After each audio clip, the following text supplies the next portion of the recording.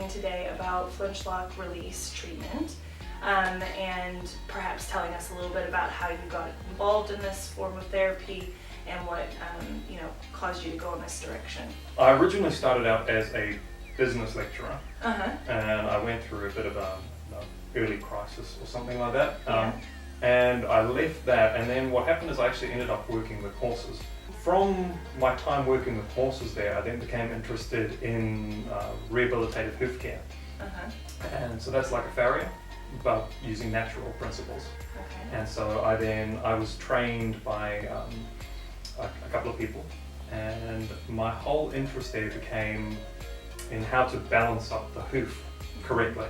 And one of the things that I could do is, you would rehab a horse's hooves and you'd get 3 of them right, but 1 wouldn't come right. And I was normally very used to actually being able to rehab the whole lot. But there were just these odd cases where you'd still get a crack that wouldn't grow out, or there'd be excessive growth on one side that wouldn't grow out. And so what I began to realize as well is that centers of balance in the body are always expressed in your foundation. And so I went looking for an upper body technique. And I looked at a variety of things. I looked at chiropractic, and I looked at osteopathic, and I looked at physio, and acupuncture, and all of that at the time. And they all offered something. And then what happened is our horse at the time, she was injured, and that was my first introduction to how contact care worked. It was just a chance sort of encounter with it. And the actual course, the training course, was starting basically in like 2 weeks' time from there. And so and that was with Dale Speedy. That was with Dale Speedy. Yeah, who I think came up as the founder. He's the founder of Contact Care. Yeah. Right. So I signed up to the course. I had no actual idea what it was. I'd never had a treatment myself. I didn't know how effective it was at working actually. And I came away from that. Everything made sense. That's one of the first principles of contact care is common sense. So the care stands for a common sense approach to real ease. So that's the name there. And it was logical, it made sense. And so when I came back, I just started applying the technique. Even though it was a human course, all skeletons speak the same language, so it's pressure. And so I went, well, if it works like this on me or on a person, then I should be able to work on horses. And so I immediately went and just started asking my clients, would you mind if we did, say, 5 minutes work of contact care before I did the work of the trimming? And I was very good at documenting everything from day one. So even with all my horses, when I first got them, I used to photograph their hooves. And what I noticed is that the moment I applied even 5 minutes worth of contact care, everything started to show. Interesting. So it works, very effectively. One thing that I found fascinating in this whole process is I think when I first, realized that I had Ptsd, which was about 1.5 years after, one of my traumas occurred. I don't think I actually gave enough credit to the fact that my mind and my body and my spine and my organs and everything was going to be affected by this new reality that I was in. And everything I do, all my research, everything, even to the point of having cracked heels, for example, which is tied into your adrenals and these sorts of things. I constantly get amazed by how much I have, I'm 3 years on now and I'm just starting to learn now, and it's just like what you're saying, it all is connected. Everything's connected, all of it, and I think that's one of the things that clients are often stunned by, is that a treatment can take you, throughout the whole body, because it is all connected. And a little change somewhere will create a big change somewhere else in the body as well. And so do you kind of identify where the trauma is being held in the body, or what kind of, how do you figure that out? Okay, so just to give you a little bit of an idea about what it is itself. So we deal specifically with something that is called skeletal sensory shock. Okay. So that is the result of, typically it's a surprise impact trauma that's happened to the body. And what will that will do is it'll actually shut down your whole defensive system. And so the process itself looks by identifying areas in the skeletal system that are frozen. So what a lot of people don't realize with the skeletal system itself is that it's elastic in its nature.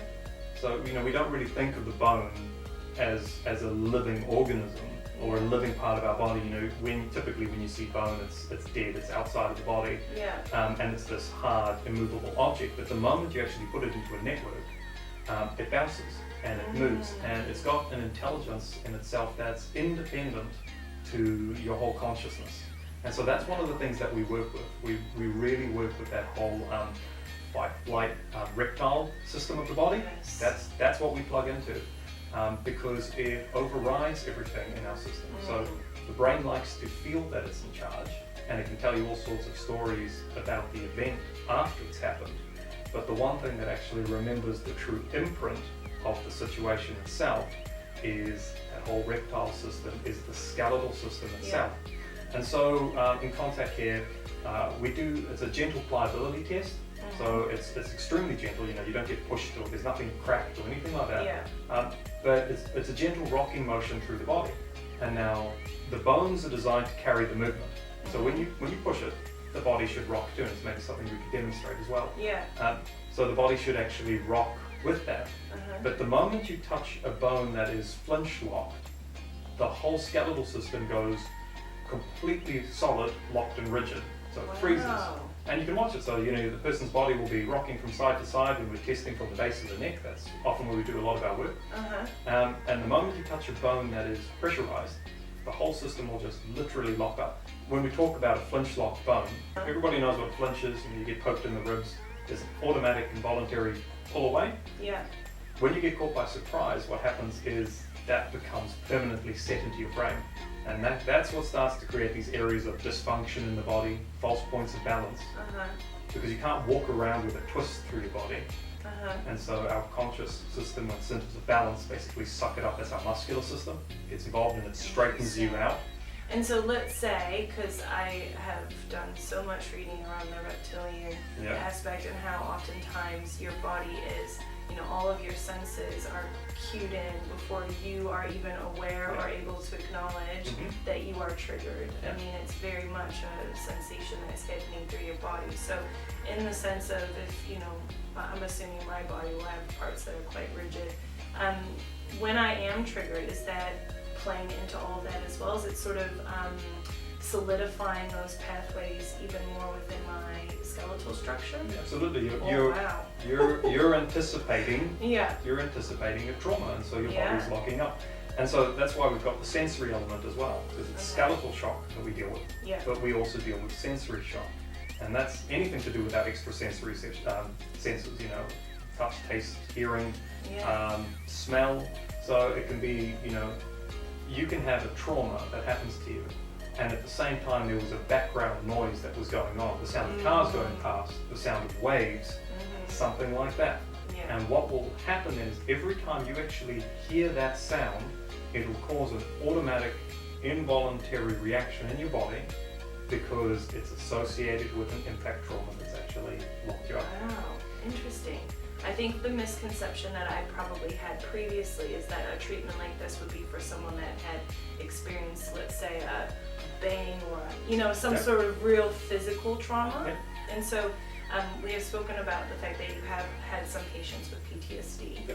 I think the thing for me that would probably be really nice to know for particularly like our rape victims or people that have been, you know, sexually assaulted or molested. Has the touching and the release been too much for them? To date? No. Because we work in a way that honors and respects the defensive center of the body.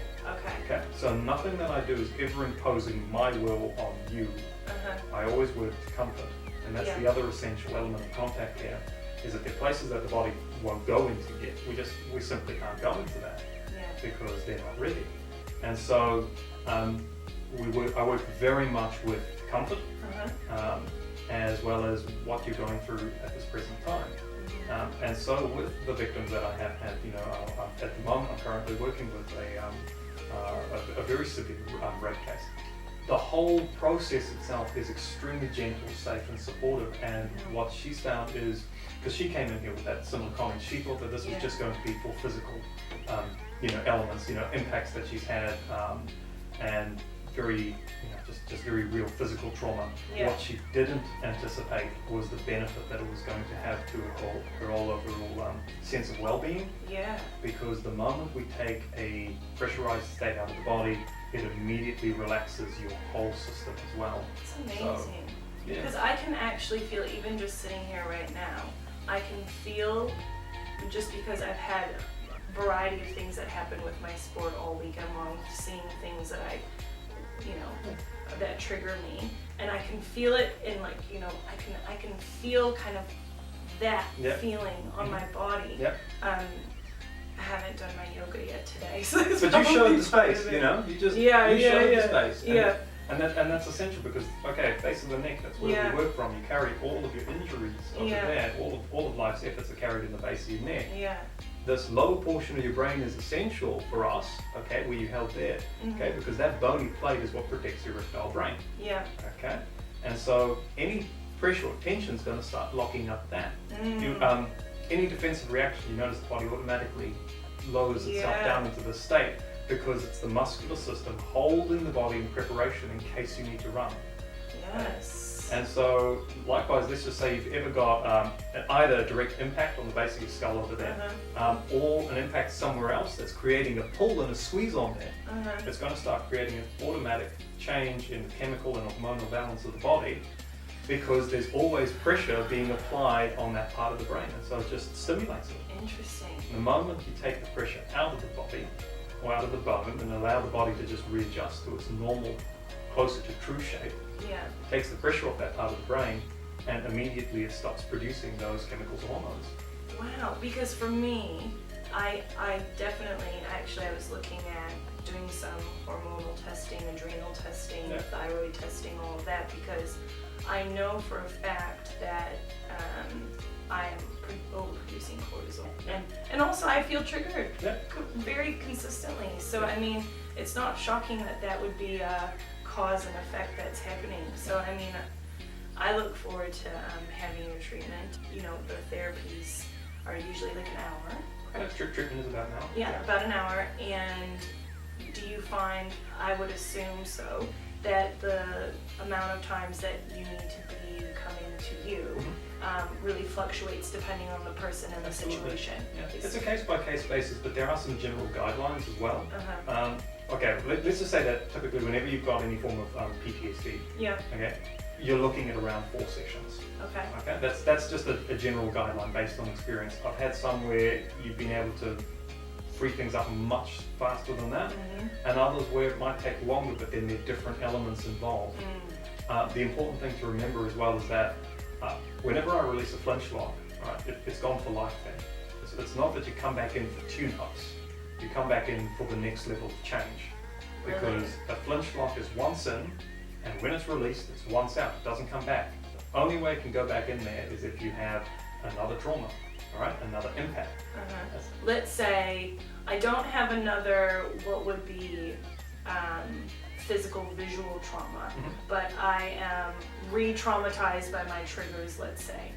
Does something happen with the body then? Your sports example is actually quite a good one, because your system's anticipating the impact then. Yes. Okay, so you're not going to actually get Flinchlock back in your body then. Okay. Because we deal with surprise impact. Yes, so, in the event. Yeah, so you watch a rugby player, the whole muscular system is set and ready for that impact. So the muscular system is basically a shock absorber designed to keep the incoming force out of your bones. It catches that force before it gets into your frame. So when they get that ball, they know everybody's after them. They go tearing down that field and they get hit. They get taken to the ground, but because their whole system was ready for the impact, they get back up and they carry on playing. But you watch the same rugby player and he's running down the field with that ball and he passes it to someone. He now knows he's safe. Nobody should tackle him, but then he does get tackled. So what's happened there is he's thrown the ball, his muscular system's relaxed because I'm safe, and then he gets hit. So now the full force of that person's weight and speed passes through the muscular system and then goes into the bone. And then it gets the whole twist that happens in there, and then you're stuck like that. So that's the basic principle of what I work with. So when you go into a sporting situation, you know you're going to get knocked back. So you're set for your environment. You're geared and ready. So it's not going to re-traumatize the body unless it's caught by surprise. And that's the whole thing with the PTSD, is because it's something you weren't anticipating. And listen, sometimes it doesn't even have to necessarily be a direct impact that happens to the body, because it's that sensory shock element. You saw something, and at the same time you gripped your hand on the rail. And when that happens, the imprint of that experience was then locked in the bones that held the hand. Wow. So every time she used her hand from that point onwards, it's almost like she was reenacting the event, or re-seeing it, because it triggered the same response. And the moment we released the bones that were in the hand, triggered an automatic change all the way through the first line of defense system, peripheral self-defense, and then that system could come out of that state because it took the tension out of the whole erectile bone. Wow. One of the things is that we tend to refer to ourselves as a method rather than therapy itself. There's just little lines of distinction. So rather than Flinchlock Release therapy, it's the Flinchlock Release method. Just like we don't have patients, we have clients. It's little things like that, because we approach the whole system very differently. Yeah, I can see actually that you have some of the stuff that I have been using recently. With the Harker's herbals, the intestinal cleanse and the adrenal. So I mean, it's always good, I think, for anyone that comes to a method therapy treatment as such, to have an open mind and realize that for every single person it's going to be a different experience. But there is where I'm at with my personal journey and research. Everything that you're saying to me makes perfect sense, because only even within the last 5 or 6 months did I start to actually understand that as a collective whole, I'm not just having all of this happening here, it is affecting me everywhere. I mean, on my heels, for crying out loud. It's not a cracked heel. That's something to do with my adrenals. It's a bigger picture. Plenty of other reasons for that cracked heel. Okay, so shall we start the method? Absolutely. Okay. So just to show you, this is where we work from. Is the base of the neck. Now, I want you to feel this, okay? And they can probably see that there on the camera too. Is the amount of movement that you have in your body there? Yeah. So you can feel that? Yes. Okay, now watch what happens when I touch that button. Oh. You feel that? Yes. See, everything just goes absolutely rigid. So how it works is, first we're going to just get your defensive system ready for this treatment to happen. So do that by matching the pressure stuck at the back of your neck, and there's a heck of a lot of it. That's where I feel like I'm holding a lot of it. You are holding a lot of it. Yeah. Alright, so now it's just starting to drain out.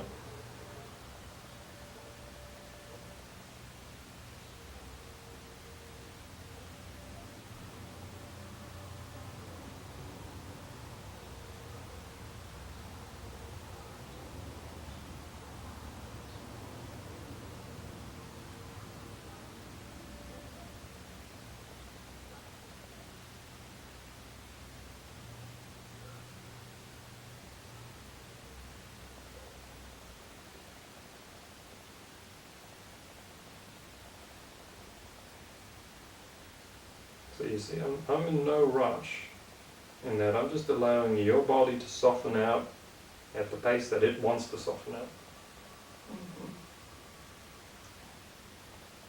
And there you had that swallow. The moment you did that, there's a big pressure drop that happened at the base of the neck. And that whole swallow mechanism is a big feature in the work of contact care itself. Really? Yeah. Because it's shock dropping out of the system, and you get that big swallow, and you'll notice that my hand position hasn't changed. Okay? And remember how before I couldn't move you from there? Yeah. Okay? Interesting. Okay? So that's just getting you ready for the work. And now, I've already taken a look at your form. I know what your top concerns are. I've assessed as well, and I've got some ideas of where I want to go. Okay? Based on what you showed me. Okay? But just to show you as well, I'm just going to break your body down into quadrants over here.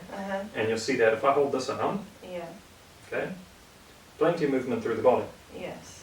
Touch this arm, there's plenty of movement through the body. Okay, what about the hip? Heaps of movement. That's it. Heaps of movement. Uh-huh. Okay? Now, let's go. This leg. Plenty of movement. Uh-huh. This leg. Where did all the movement go? Can you feel that? Yeah. From that amount of movement through to there. See, there's just nothing. Uh-huh. And so now I know that there's something in this leg, right, that's imposing its own weight and force and relationship to here. Interesting. Could be something down in your foot. Could be something higher up. But this is where we go. And you see, it's not on the outside of the leg because you've got movement there, Uh-huh. but it's right over there. Oh. Alright, so now we'll just match pressure in there.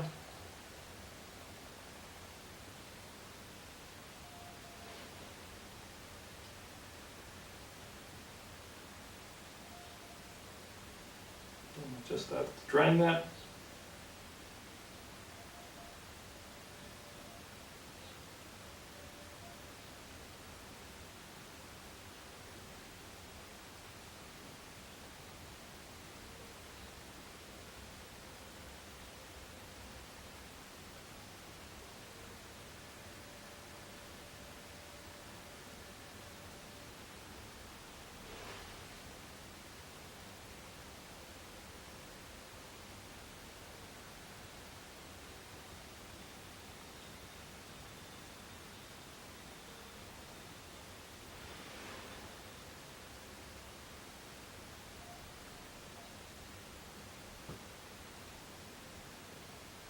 I don't know if this is normal to say, but I'm feeling a strong pain in the center of my left foot for some reason. Okay, so you're feeling a strong pain in the center of your left foot. On the top. On the top, okay.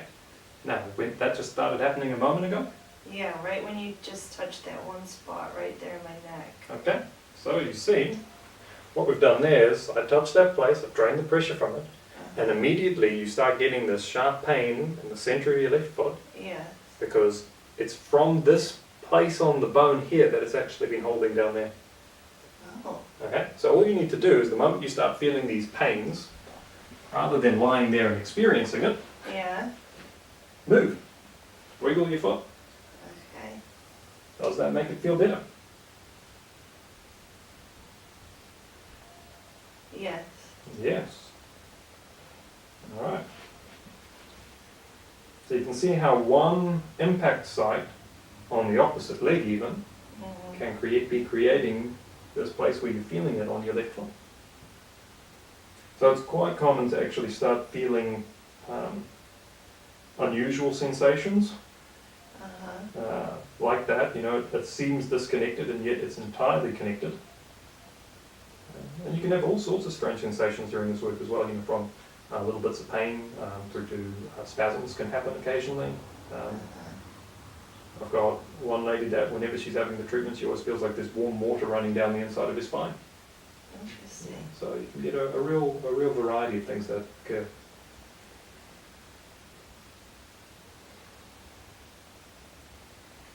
And how important is the client's breath? Because I know my breath and a lot of people that have PTSD suffer from like shortness of breath. Okay.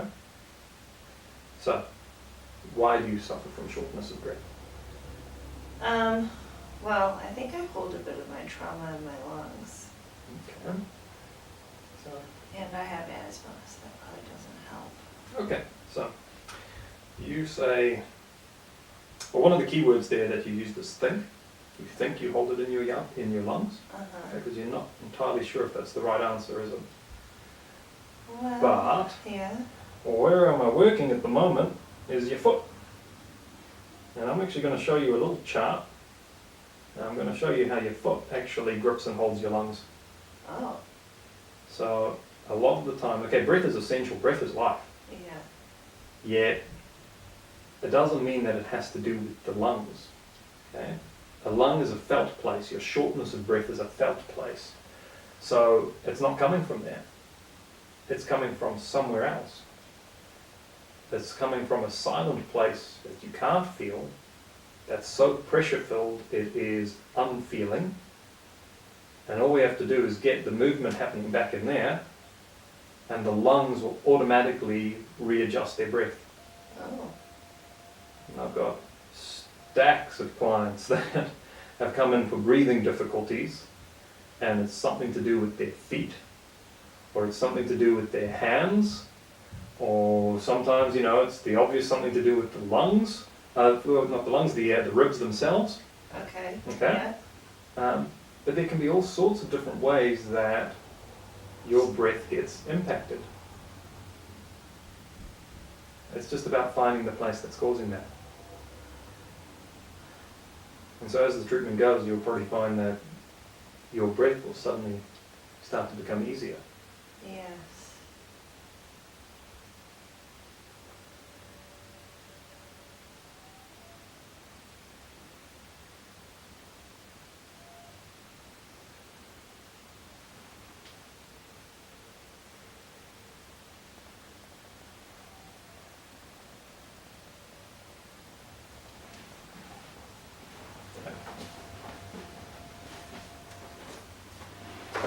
Look at that.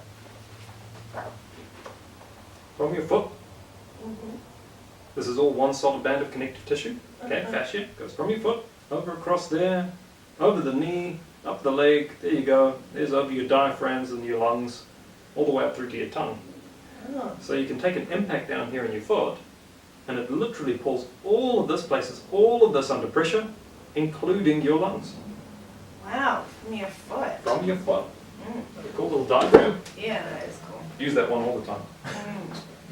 Yeah. So, that free. It's going to come under here to the sacrum. Okay. Now you can see that from here, I can't get any movement through your body whatsoever. If I go here, Yes. you can feel that heat. Yeah. Go back onto that part of the sacrum, Yeah. nothing. Now, my hand's going to stay the same there. Okay. I'm going to touch your hip. See how you get all your movement back? Yeah. Touch there. All of your movement back. The moment I take my hand off here, disappears. Touch there, and it's even more locked. So you've got this real, how will I describe this one? This real force that's gripping both your leg and your sacrum, but only from this leg. So it's just to show you how different bones have different relationships in the body. And there's no real understanding about that than perhaps how I was reacting during the trauma, or? Yeah. Yeah.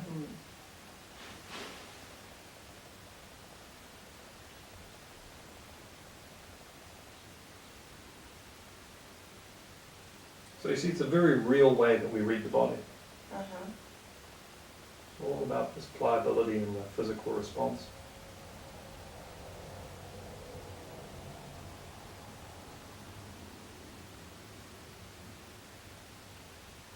And is any of that from like overcompensating in other parts of the body, or? No, the overcompensating happens as a result of the flinchlock. Ah, okay.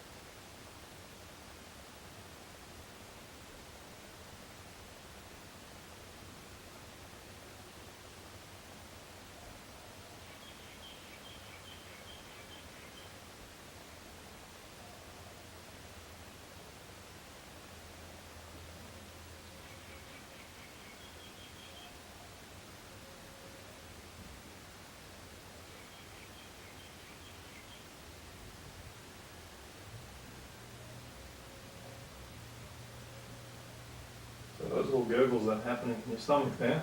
Uh-huh. And that's as the pressure's dropping out of the top tibia. I was wondering what was happening because my stomach wasn't gurgling before. That's right. So that's just communication happening between your skeletal system and your soft tissue systems. Wow. And so here on the top of the tibia itself, I can feel, at the moment, it feels like it's a spiral going in a clockwise direction. Uh-huh. So I can feel that happening, and every time I get a little bigger one of that, we've got the gurgle happening in your stomach there. Uh-huh. I can feel a tiny bit of pressure as well up in my neck area on that right side. Okay. So you see it's starting to localize a bit more, isn't it there? Uh-huh. Yeah. Maybe a little bit of my lower back. Okay. So the moment you feel these areas of tension and pressure, okay, reposition your body so that you're more comfortable. Because that's exactly what an animal does. Right? It was an animal that gave us contact care. It was a horse. Mm-hmm. Okay? And animals are very good at keeping themselves comfortable. The moment something starts getting tight, or feeling yuck or hurts, what do? They move away from it. Alright? And you see, the moment you start doing that, this has just gone, just let go through there. Really? Because you are just letting go all of these bands of tension that you've been carrying, and then the Flinchlock itself can just let go that much faster, because it doesn't have all these cables that are still pulling on it. So, there we go, that one's free. Yeah, when I work with dogs or cats or horses, or any other animal, they're so much easier to work than people, because they just live 100% in the moment. They're not caught up in the mind trying to analyze what's going on. They just follow the feelings as they get them to keep themselves comfortable.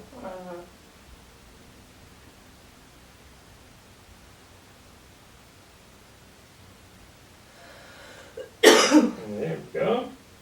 And that was the pressure coming out of your heel, which released your diaphragm.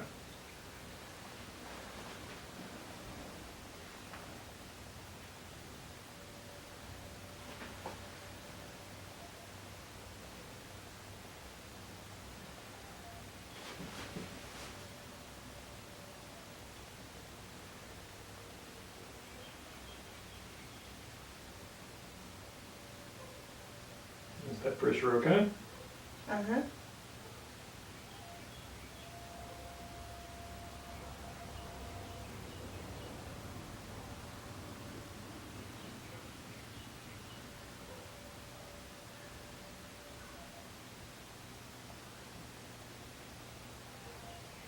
The gurgling's coming back. That's it.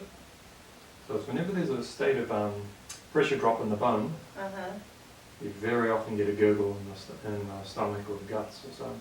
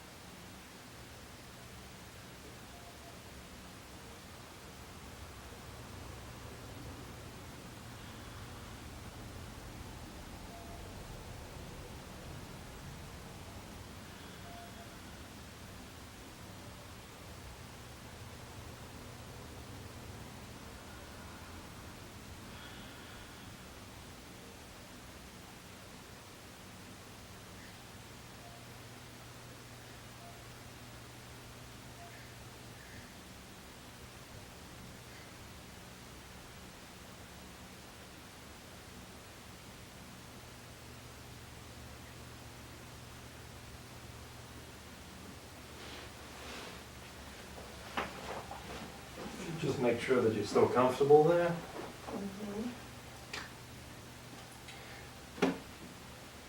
So would you say it's fair, or a fair comment to say that you learn to carry yourself differently after the whole?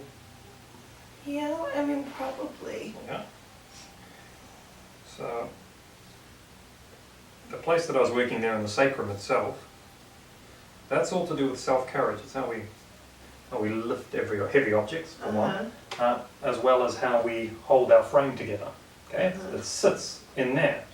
So we found that you had a heavy Flinchlock state in the sacrum itself, okay, coupled with an impact or a pressurized state over here, okay, on the head of the tibia. And then that was also pulling your foot. So now you've got this twist that's happening here. It's loading up through here and here. It's altering how your diaphragm functions. But there's another thing that it does, okay? Because your skull is a perfect mirror image of your body. Now, the sacrum, you balance at the base of your skull. Okay?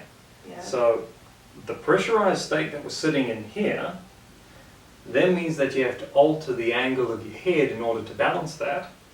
And you start getting the constriction over there, which is then pressing on that lower portion of the brain, okay? This is where that whole reptile brain thing is coming in too. Yeah. And it's altering your sense of awareness, your states of awareness over there. First and foremost from here.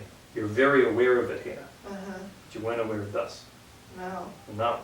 And so it was the squeeze and the twist that was happening down here that is loading up through there and causing this place that you can feel and that you're very consciously aware of. It would make sense, actually, now that I think about it, that there would have been a Flinchlock in here, because that's the knee that I will use, or the leg that I will use to push yourself on your board, is it? Yeah, push under the waves. So there you go, and that's why you use that one as well, because it's the one that you need to lean on to get that support. And then when the whole event happens as well, it's the place that's making contact when you saw that whole incident. Yeah, that's right. That would make sense. So lying there at the moment, what are you aware of? Any areas in particular? Well, I wonder sometimes, for me, the pain that I'm often feeling is often in my left side. Okay. So will that help release my other hip? Absolutely. Okay. And we're going to keep going. We're not done yet. No, we're not done yet. But very often, your felt place on this side is coming because there's all of the twist happening on this side.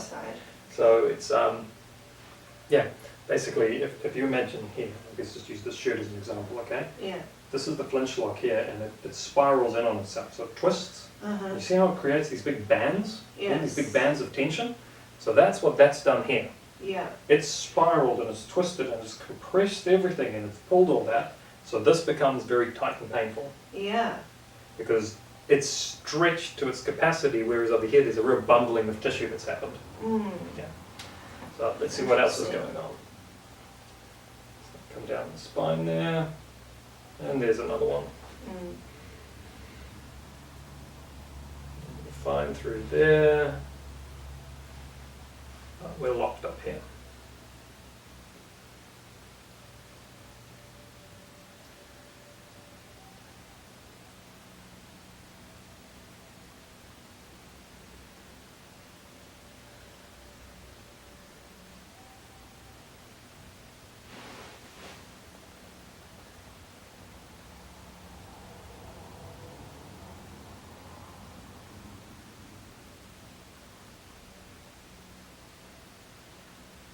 Feel almost like, I know in the States we call it a Charlie horse, but you know when your muscle kind of like tenses up? I'm feeling that a bit in my hip. Yep. So that will start to change, because what I'm doing is I'm giving your body the necessary support that it needs in order to unravel the tangle that has happened inside it. And so those all spasms or areas of tension, you've been fighting that the whole time. But now you've got something to lean against. And I can just facilitate the unravel.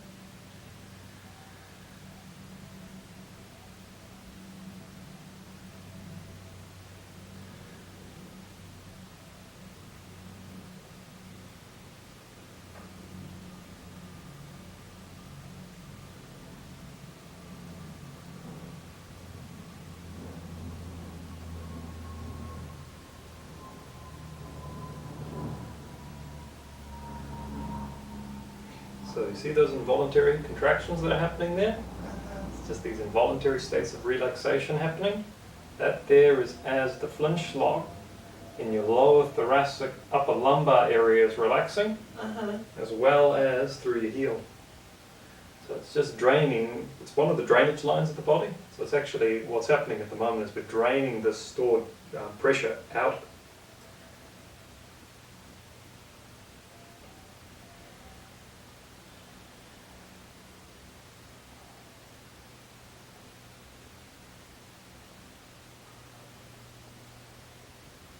Have you ever read much on like the chakras? Yeah, well, I've got some understanding of the chakras. The yoga psychotherapy course that we've been doing talks about your sort of 6 chakras, and within each of them there's yin and yang, and you know, you can find imbalances of both or one more than the other. Okay.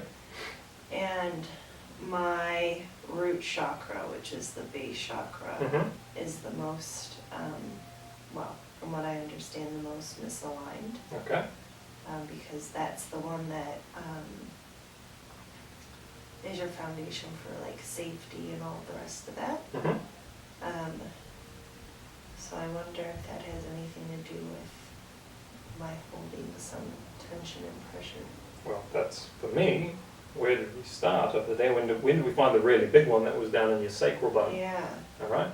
Fascia is this incredible network that connects everything in the body to everything else, and that's really what all of these charts show over here. You know, that this place here on the front of your forehead over there is literally connected all the way down there to the bottoms of your heel. Oh, okay. So there are these incredible chains that exist, and that's John Myers' work. So he's just done fantastic stuff, and we draw on that quite heavily. Now, fascia is the defensive tissue of the body.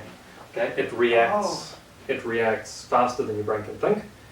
It is designed to grip and hold, and so that is really what is responsible for holding these Flinchlocks in place. Well, part of it, there's more to it than that, but in a very simplified way, it actually is that.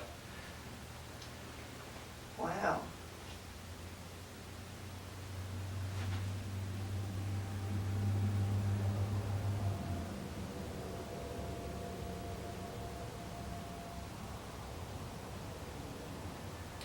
One of the things that I've found with you is that basically all of your pressure vents are blocked. And can you see that on your head? I don't know if they can actually see that on the film there. Yeah. But you see how it's just shaking away? Yes. Okay, so that's not me shaking it. No. No, that's just your body rattling free. And so that is showing the amount of tension that you were carrying in your system every moment of the day. All of this incredible rattle. And that's all your white tissue, your fascia as well, that is just freeing itself over there. This is going to change how your neck feels. That's good. I always say that having PTSD is just exhausting.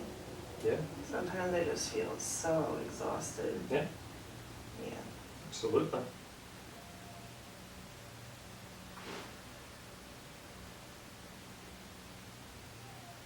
It's really hard work, I think, having this condition and then still having to be in a society that doesn't understand your condition, you know, because you're oftentimes reliving things quite regularly, but having to act normal in a what feels like very abnormal world for you. Yeah, absolutely.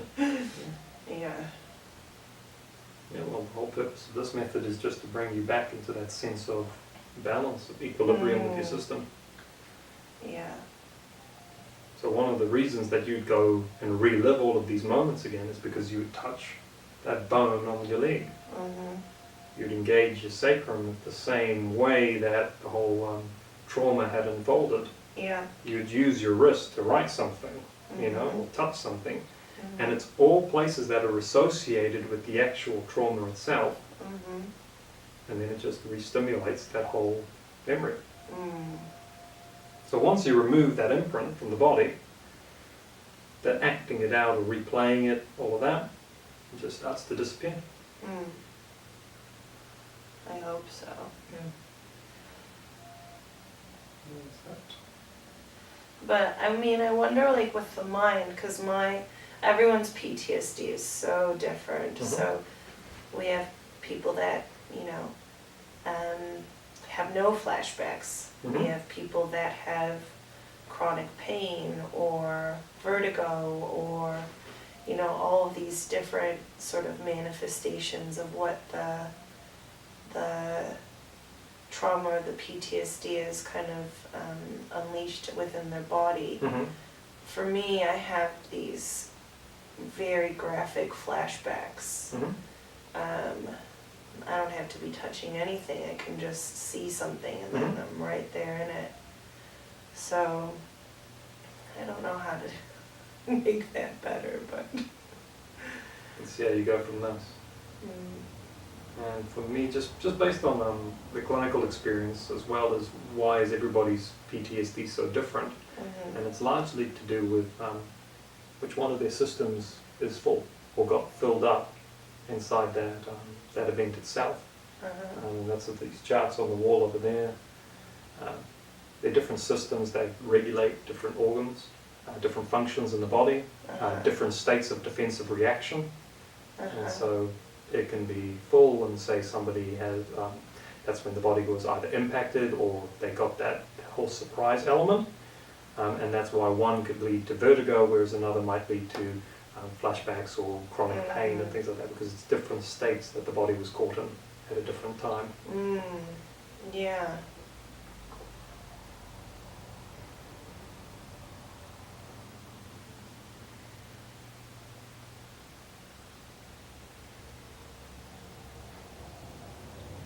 This one's well and truly locked up.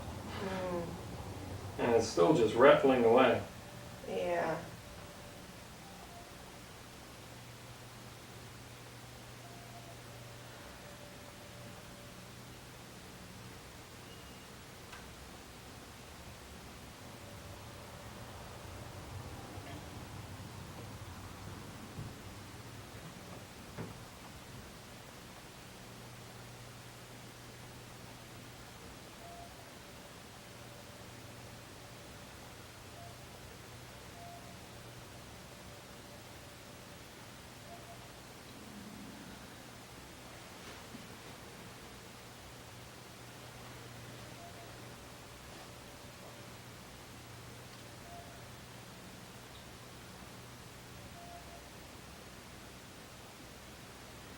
I can still feel it rattling like that. Amazing, yeah.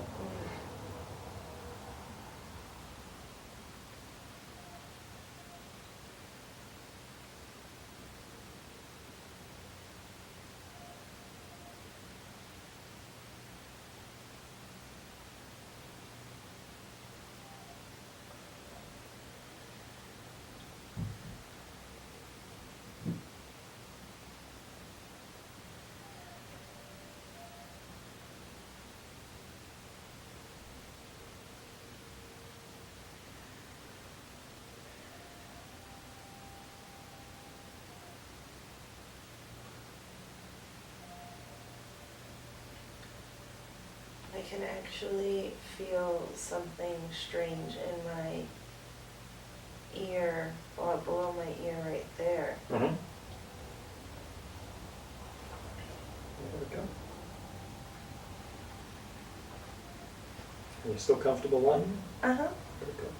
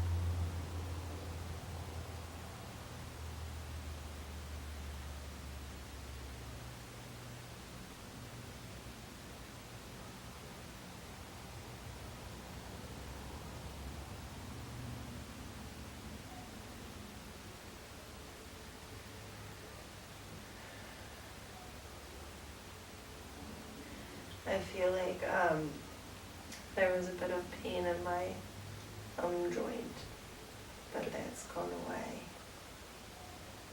There's as the tension's dropped out of your skull. There's a diagram over there that actually shows how your thumb balances your skull.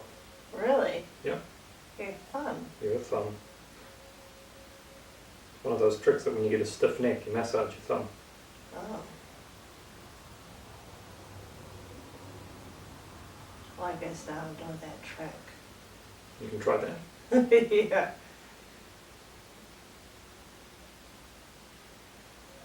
And I can feel a lot of pressure coming out of my ears, kind of. Yeah. Like I'm wanting to pop them as if I'm on an airplane.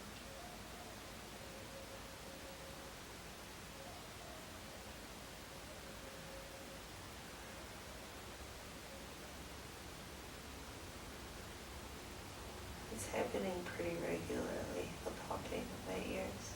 At the moment? Uh-huh. For me, it's all familiar with the Gallbladder Meridian? I'm not, no. Okay. I'll show you at the end of your session over there, a little diagram that I've got. We've got that Gallbladder Meridian that actually loops around your ears over there. And it's completely associated with both where my hand is on the back of your shoulder over there, and also with where I'm supporting on your skull. And that's gone all the way through. It's been a feature the whole way through your session. It's all to do with what we call the shock absorber system. Regulates liver and gallbladder. Can you sense that there's something with my liver? Well, your bones are telling me that there is. Okay.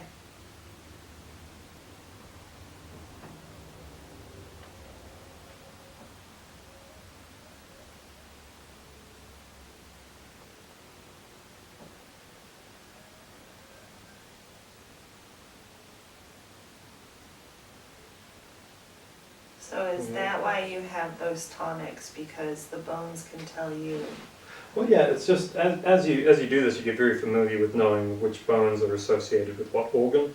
Yeah. And then I've got a lot of clients, and they want, they want that additional bit of support when they go out. And what I found is that once you've unlocked these frozen states in the system, the organs are in a very receptive state for change. Oh. And so you supplement with one of the herbal ranges or so, and it really boosts the whole system, and it's put to immediate use. And so, wow. For those clients who really just want that little bit of extra, it does wonders. Yeah.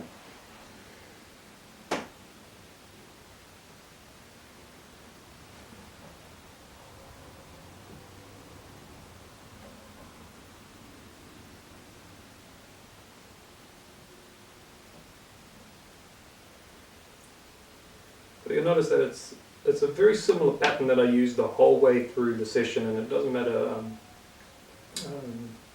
who your practitioner is. We test for pliability. We find the place that's not moving. Then we refine it so that we can actually hold that place in order to make the change. Then we apply a very particular rhythm, and that rhythm basically re-surprises the site in order to release the shock or the surprise that's trapped inside that bone. Then we support it until the flinchlock state is no longer there to hold anymore, and it literally just feels like it's dissolved beneath your fingers.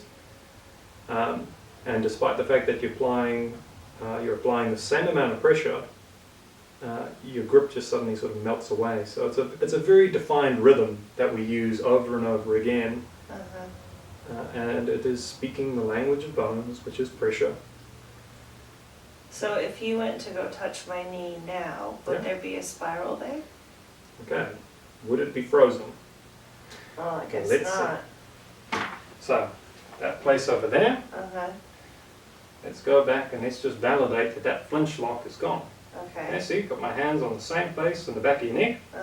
So, before everything was moving, that one wasn't. When I hold here, it was right there. So the bone already feels different for me, okay, because I've got to really search over there. And you can see you're even softer than before.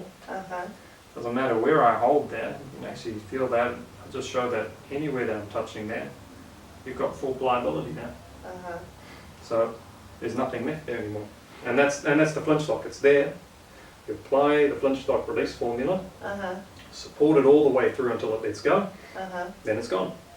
And then the next time you come in, that won't be there. Right. Because it's once in, once out, you know, it's... The less issues I have, the better. Yeah.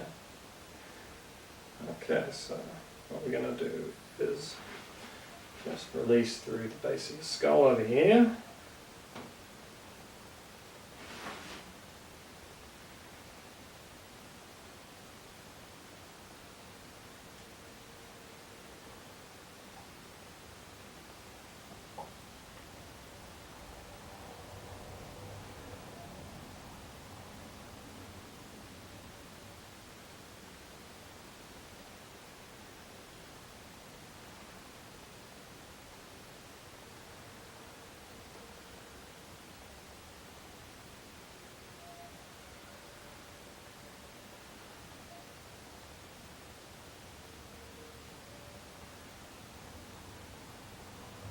Interesting.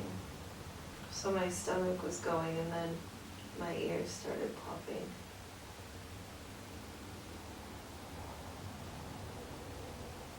It's all connected, it's all related. And the changes they were making here at the base of your skull are literally creating countless changes throughout the system at this moment. And so when the pressure is being released, whether it's like, you know, in my gut or in my ears, there was pressure being held where you're touching? That's or? right. Okay. See, and that just little tension of the jaw that you just did then in the swallow, and immediately it started to relax on this right hand side of the lower portion of your skull there. So it just disappears. Okay, now what we're going to do is we're going to actually just take this to a sensory level now. Okay. Okay, now your fingernails are the sensory tissue in the body, so I want you to take it in. I want you to put your thumbs on here. Okay, and then take your fingernail and just hold the sockets around your eye. Okay. Okay, because one of the things that you had is it was a very visual experience for you. Okay, and the eyes are associated with the function of the liver and gallbladder.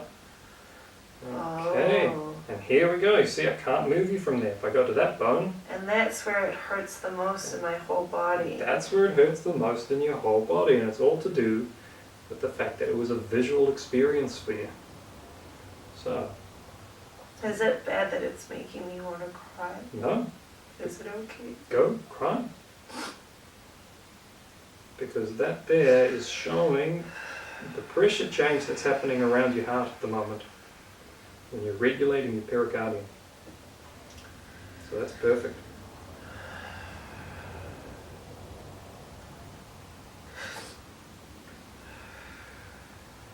So you asked that question earlier in the interview about safety. This is you see, you've had a whole session here to feel how safe this method is, so that we could finally get to that deepest place. And you knew exactly what was coming.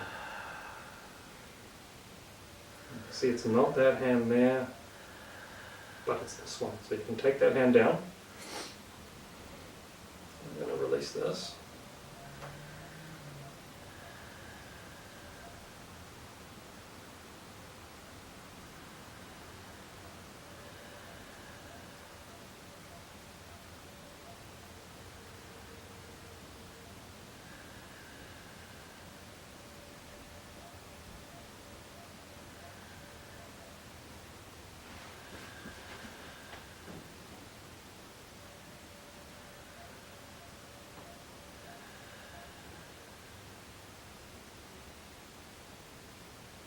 There's the gurgle and the swallow as the pressure drops out completely.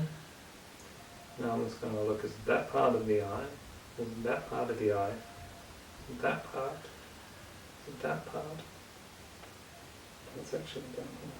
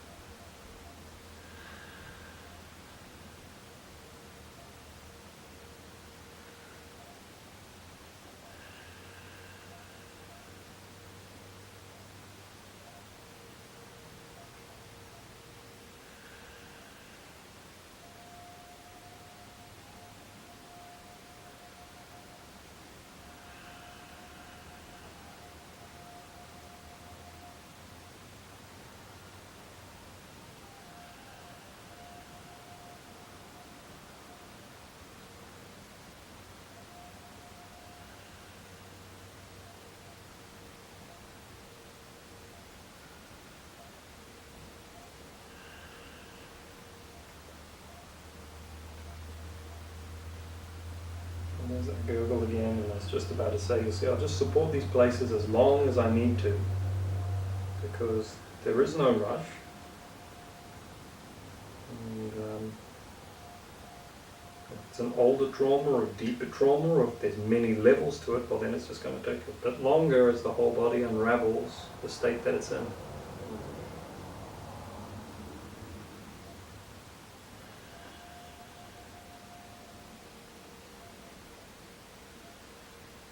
And yeah, it's letting go in the base of your neck now, on the C6.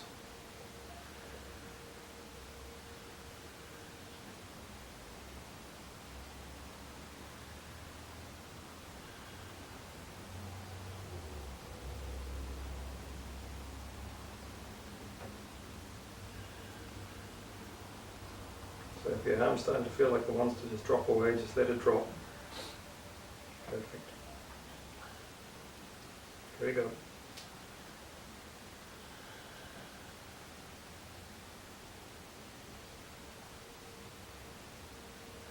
And there it goes. And there's just one more thing to do, and that's take this place here on your skull and check what's going on with the rib. That is balancing it right there. And here your whole breath thing comes in. I feel like I'm even breathing easier after that portion.